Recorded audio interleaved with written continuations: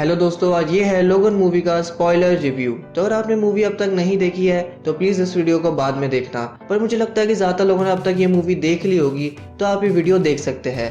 आज हम बात करेंगे मूवी के अंदर की कुछ डिटेल्स के बारे में और मैं आपको कुछ ऐसी बातें भी बताऊंगा जो शायद आपने मूवी में मिस कर दी होगी। So let's start. तो ये इस साल की पहली बड़ी सुपर हीरो मूवी थी, 10वीं मूवी थी एक्समैन फ्रेंचाइज की और 9th मूवी थी जिसमें हमें ह्यूज जैकमैन वुल्वरीन के रोल में देखने को मिले। हमेशा की तरह उनकी एक्टिंग तो बढ़िया ही होती है। कुछ एक्टर्स ऐसे होते हैं जो किसी खास तरह के रोल के लिए ही बने होते हैं। उन्होंने 17 साल इस रोल को किया है और उन्होंने पहले ही अनाउंस कर दिया कि ये उनकी लास्ट मूवी होगी। कई लोगों ने मुझसे पूछा कि क्या वजह थी कि उन्होंने ये रोल छोड़ दिया। तो इसके पीछे बहुत सारी बातें होती है कि जब कोई आप सुपर हीरो का रोल करते हैं तो आपको हमेशा फिट रहना पड़ता है। ये मूवीज लगातार आती रहती है तो आपको लगातार शूटिंग करनी पड़ती है। इन्हें प्रमोट करने के लिए पूरी दुनिया में घूमना पड़ता है, तो इतनी मेहनत करनी पड़ती है उन्हें इन रोल्स के लिए और उनके पास बहुत कम टाइम बच पाता है अपने लिए और उन्हें बाकी अलग तरह की मूवीज करने का ज्यादा मौका भी नहीं मिलता। तो मेरे हिसाब से अच्छा ही था कि उन्होंने पहले ही अनाउंस कर दिया कि ये उनकी लास्ट मूवी होगी। वो अपने फैंस से बहुत प्यार करते हैं और इस चीज का अंदाजा आप इसी बात से लगा सकते हैं कि इस मूवी के लिए उन्होंने पैसे भी कम लिए ताकि इसको आर रेटिंग मिल सके और हमें उस तरह का एक्शन देखने को मिले जो हमेशा हम वुल्वरीन से एक्सपेक्ट करते हैं। भले ही डेडपुल के सक्सेस ने प्रूव किया हो कि आर रेटेड मूवीज भी पैसे कमा सकती है, लेकिन स्टूडियोज अभी भी इस बात से डरते हैं क्योंकि इससे मूवी की ऑडियंस कम हो जाती है क्योंकि बच्चे इस तरह की मूवीज नहीं देख सकते। तो इस तरह उन्होंने स्टूडियो के थोड़े बहुत पैसे बचाए ताकि वो हमें उस तरह का एक्शन दे सके जैसा हम वुल्वरीन को करते हुए देखना चाहते थे। मेरा फेवरेट जो एक्शन सीन था वो था होटल वाला, जब चार्ल्स को दौरा पड़ता है और लोगन एक एक करके सबको मारता है। मेरे हिसाब से वो सीन बहुत ही बढ़िया तरीके से बनाया गया था।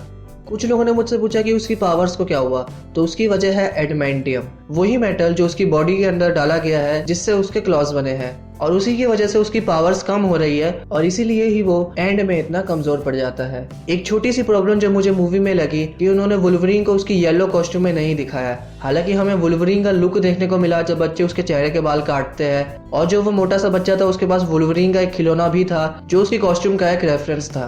मैं समझता हूँ कि मूवी में ऐसा कोई सीन नहीं था जहाँ उसे वो कॉस्ट्यूम पहनने की जरूरत पड़े, लेकिन अगर वो ऐसा कर देते तो हम फैंस काफी खुश हो जाते।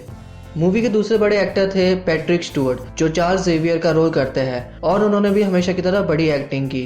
उन्हें मूवी में दौरे पड़ना शुरू हो जाता है जो शायद उनकी उम्र का नतीजा है या इसके पीछे जेंडर राइस हो सकता है, क्योंकि एंड में डोनाल्ड पीएस ये कहता है कि जेंडर राइस ही वो इंसान है जिसने सारे म्यूटेंट्स को खत्म कर दिया है। तो शायद उसने कुछ ऐसा किया होगा जिससे उनकी पावर्स बेकाबू हो रही है। मूवी में लोगन उनका ख्याल रखता है और प्रोफेसर एक्स उसके साथ बिल्कुल एक बच्चे की तरह बिहेव करते हैं। तो अब बात करते हैं एक्समैन की टाइमलाइन की। तो लगता है कि फॉक्स ने भी ये सोचना छोड़ दिया है कि किस मूवी को किस टाइमलाइन में रखना है, क्योंकि जैसा हमने डेज ऑफ फ्यूचर पास्ट में देखा कि 2023 में तो सब कुछ ठीक था, तो 6 साल में ऐसा क्या हो गया कि सारे म्यूटेंट्स मर गए हैं। हम मूवी में एक इंसिडेंट सुनते हैं कि जैसे चार्ल्स को होटल में दौरा पड़ा था वैसी ही चीज 1 साल पहले वेस्टचेस्टर में हुई थी। वेस्टचेस्टर वही जगह है जहाँ पे प्रोफेसर एक्स का स्कूल है और वहाँ पे भी बहुत सारे लोग मारे गए थे जो म्यूटेंट्स ही होंगे। प्रोफेसर एक्स भी एक बार इस बात का मेंशन करते हैं कि उनके साथ कुछ ऐसा हुआ था और डायरेक्टर ने भी कहा था कि ऐसा एक सीन मूवी में होने वाला था, लेकिन फिर वो बाद में हटा दिया गया। वो स्टैच्यू ऑफ लिबर्टी की भी बात करते हैं जो एक्समैन 1 का क्लाइमैक्स सीन है और लोगन ये भी कहता है कि 25 साल से कोई म्यूटेंट पैदा नहीं हुआ। तो अगर 25 साल से कोई म्यूटेंट पैदा नहीं हुआ तो 2023 में वो स्कूल कैसे चल रहा है और वहाँ पे बच्चे कहाँ से आ रहे हैं। एक जो बढ़िया सीन था मूवी में जहाँ वो सब उस फैमिली के साथ खाना खा रहे थे और लोगन कहता है कि चार्ल्स पहले एक स्कूल के प्रिंसिपल रह चुके हैं और चार्ल्स कहता है कि लोगन उनके स्कूल में एक बुरा स्टूडेंट था, जहाँ पे वो पुरानी टाइमलाइन की बात कर रहे थे। चार्ल्स ये भी कहते हैं कि लोगन पहले लड़ाई करके पैसे कमाता था, जो भी एक्समैन 1 की बात है। इसके अलावा लोगन के घर में एक समुराई तलवार भी थी जो पिछली वुल्वरीन मूवी का एक रेफरेंस था। लेकिन जो मूवी का बेस्ट पार्ट था वो थी डेफ्नी कीन। उन्होंने X-23 का रोल किया है और चाहे एक्टिंग हो चाहे एक्शन हो, दोनों में ही वो परफेक्ट है। मतलब वुल्वरीन तो सिर्फ खड़े खड़े लोगों को मारता है, लेकिन ये लड़की तो उछलती भी है और लोगों के सर भी काट सकती है। और वो फ्यूचर में उसे वुल्वरीन की तरह दिखाए, मतलब वो उसे वुल्वरीन का नाम नहीं देंगे, लेकिन जहाँ उन्हें उस तरह के कैरेक्टर की जरूरत पड़ेगी वो वहाँ पे उसे यूज करे, तो मुझे तो कोई प्रॉब्लम नहीं है। हमें पता चलता है कि वो वुल्वरीन की बेटी है क्योंकि वो उसके डीएनए से बनाई गई है और जो बाकी बच्चे भी थे वो भी किसी न किसी म्यूटेंट के डीएनए से बनाए गए हैं। जैसा हम उस वीडियो में देखते हैं कि एक लड़का फायर का यूज कर रहा था तो वो पायरो के डीएनए से बनाया हो सकता है। एक लड़की अपने मुंह से ठंडी हवा निकालती थी तो वो आइसमैन के डीएनए से बनाई हो सकती है और इन सबको बनाती थी ट्रांसिजन नाम की कंपनी जो इन बच्चों को फ्यूचर में हथियार के तौर पर यूज करना चाहते थे। पहले वुल्वरीन ये मानने से इनकार कर देता कि वो उसकी बेटी है, लेकिन धीरे धीरे वो दोनों एक दूसरे से कनेक्ट होने लगते हैं। वुल्वरीन उसको अपनी बेटी समझने लगता है और उसे उसके फ्यूचर के लिए बहुत सारी एडवाइस भी देता है क्योंकि वो बिल्कुल उसके जैसी ही तो है। ये मूवी साफ बताती है कि म्यूटेंट्स कभी भी सेफ नहीं रह पाए हैं और जो लोग उनके साथ भी थे उनका अंत भी बुरा ही हुआ है, चाहे वो जो फैमिली हो या उस फैमिली को परेशान करने वाले वो गुंडे, सभी एंड में मारे जाते हैं। तभी तो लोगन उस डॉक्टर को कहता है कि आप मेरी चिंता मत कीजिए वरना आप सेफ नहीं रह पाएंगे। अब बात करते हैं मूवी के विलन्स की।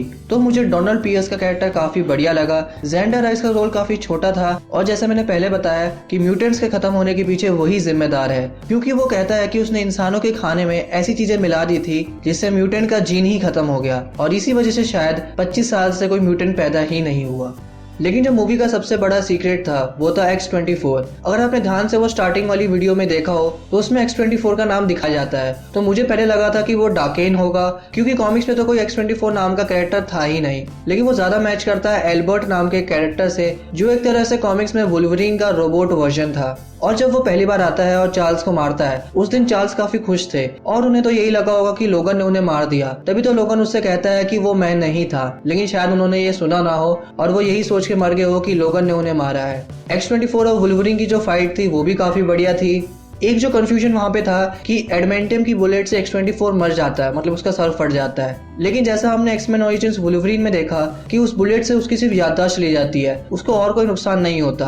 तो मेरे हिसाब से वो चाहते ही नहीं थे कि इस मूवी का कोई विलन आगे बचे, वो यही चाहते थे कि ये मूवी बाकी एक्समैन मूवीज से अलग ही रहे।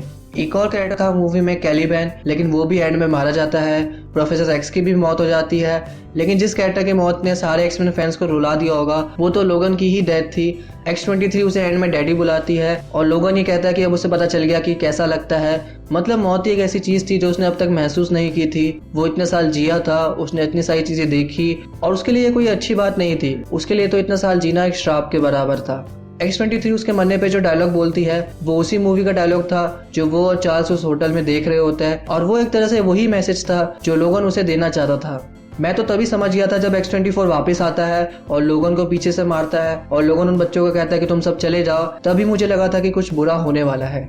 मेरे लिए जो मूवी का बेस्ट सीन था वो था जब X-23 उस क्रॉस को टेढ़ा करके उसे एक्स में बदल देती है, जो ये बताता कि वो कोई मैन नहीं, वो एक एक्समैन है, वो बाकी इंसानों से अलग है, तो वो इंसानों की मौत क्यों मरे, उसे भगवान ने ही अलग बनाया है और वो कभी किसी इंसान को परेशान नहीं करना चाहता था, लेकिन इंसानों ने हमेशा उसे अपना दुश्मन माना है। मूवी के एंड में आपका जो हाल था वही मेरा था, लेकिन ये अच्छा भी फील हुआ कि हमें 17 साल इतना बढ़िया कैरेक्टर देखने को मिला है। और अगर आप मूवी के खत्म होने के बाद भी थिएटर में बैठे रहे ये सोच के कि मूवी में कोई पोस्ट क्रेडिट सीन होगा, तो आपने अपना टाइम ही वेस्ट किया और इसमें कोई स्टैनली का कैमियो भी नहीं था। लेकिन इन दोनों चीजों की भरपाई डेडपूल की एक वीडियो ने कर दी। मैंने उस वीडियो का भी रिव्यू किया है, तो आप उसे भी जाके देख सकते हैं।